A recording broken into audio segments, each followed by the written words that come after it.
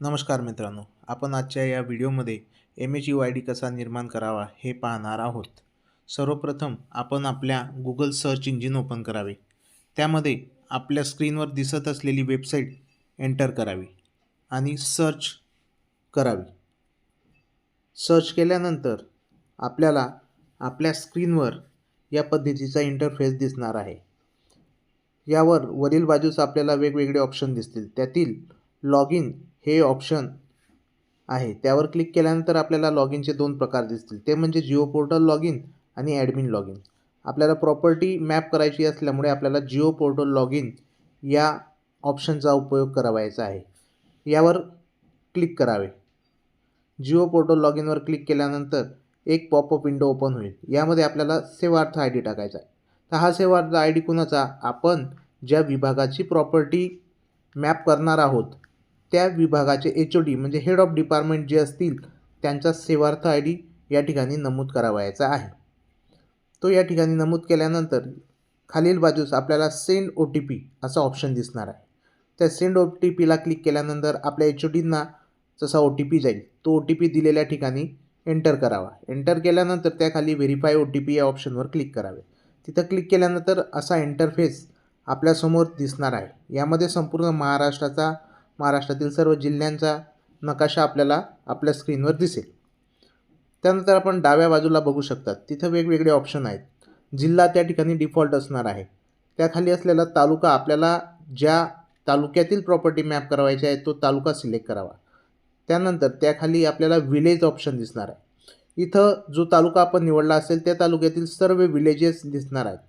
तर या ठिकाणी आपण आपले विलेज सिलेक्ट करावे. ते नसेल तर आपण पंचायत सिलेक्ट करू शकतात. त्याखाली पॅरेंट डिपार्टमेंट डिफॉल्ट असणार आहे. त्याच्या खाली गेल्यावर आपल्याला डिपार्टमेंट हा ऑप्शन आहे. पण त्याआधी आपण जो मॅप आपल्याला दिसत आहे तो सॅटेलाईट व्ह्यू करून घ्यावा. त्यानंतर आपण पुन्हा डावील बाजूस बघूया. डिपार्टमेंट यामध्ये एकच डिपार्टमेंट ज्या डिपार्टमेंटचं लॉग इन असेल ते डिपार्टमेंट इथं ड्रॉपडाऊनमध्ये येणार आहे. त्यानंतर मॅपिंग टाईपमध्ये आपल्याला ड्रॉपडाऊन करून न्यू मॅपिंग हे ऑप्शन सिलेक्ट करायचे, कारण आपण पहिल्यांदाच ही प्रॉपर्टी मॅप करत आहोत. त्यामुळे न्यू मॅपिंग हे ऑप्शन सिलेक्ट करावे ड्रॉपडाऊनमधून. ते सिलेक्ट केल्यानंतर पुढे अजून काही ऑप्शन दिलेले आहेत ते बघूया. ॲसेट्स ऑफ डिपार्टमेंट्स असा एक ऑप्शन आहे. त्या ठिकाणी ड्रॉपडाऊनवर क्लिक केलं का एकमेव पर्याय असणार आहे तोच आपल्याला सिलेक्ट करावायचा आहे. तो सिलेक्ट केल्यानंतर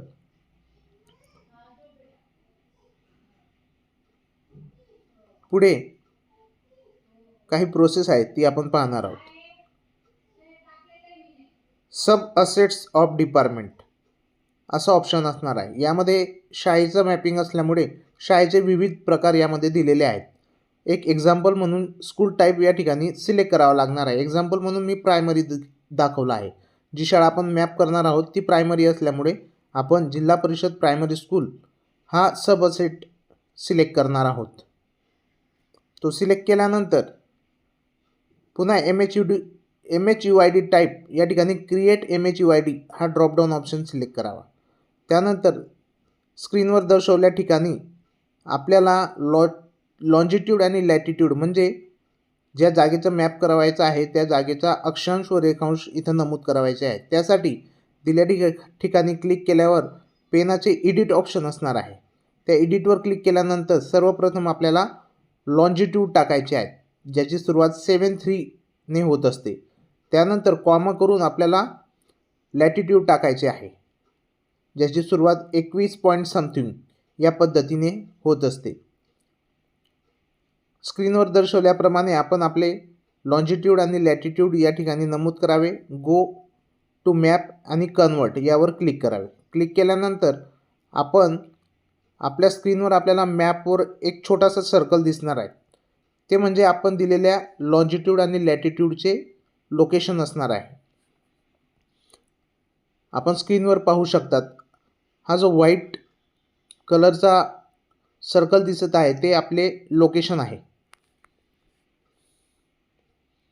या ठिकाणी आपण माऊसच्या साहाय्याने किंवा स्क्रीनवर प्लस मायनसच्या सिम्बॉलच्या साहाय्याने झूम करू शकतो.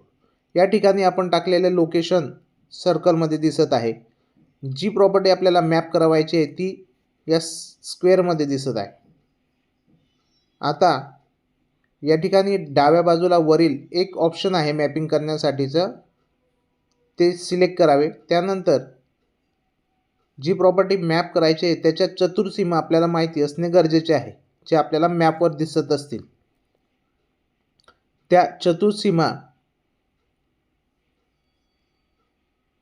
वर क्लिक करावयाचे आहे.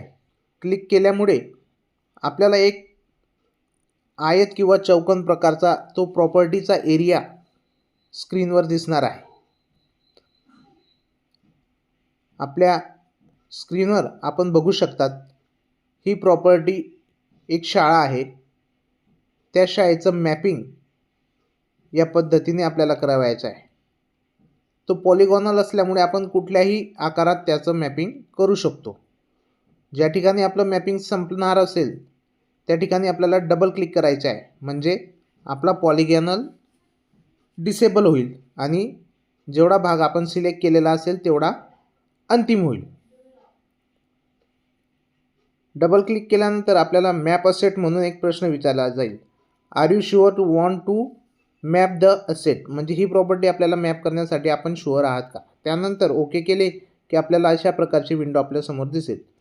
यातील वरील बाजूला आपल्या HODच्या विभागासंबंधीची सर्व प्रायमरी माहिती जी आहे ती दिसणार आहे.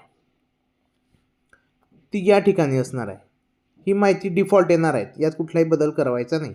परंतु या माहितीमध्ये आपल्याकडे असलेल्या डॉक्युमेंट्सच्या आधारे फिलअप करायचे आहे. या ठिकाणी आपल्याला प्रपोजल डेट, म्हणजे जी प्रॉपर्टी आपण मॅप केली आहे त्या प्रॉपर्टीची प्रपोजल डेट म्हणजे मान्यता दिनांक असेल ती या ठिकाणी नमूद करावी. त्यानंतर त्याच्या खालील बाजूस गेल्यावर प्रपोजल कॉस्ट इन लॅक, म्हणजे समजा या प्रॉपर्टीची किंमत 1.5 लाख रुपये असेल तर 1.50 अशा पद्धतीने लाखात याची नोंदणी करायची आहे. त्यानंतर फंडिंग सोर्स, म्हणजे कुठल्या प्रकारच्या फंडिंग या प्रॉपर्टीसाठी झाली आहे. याच्यात विविध प्रकार आहेत.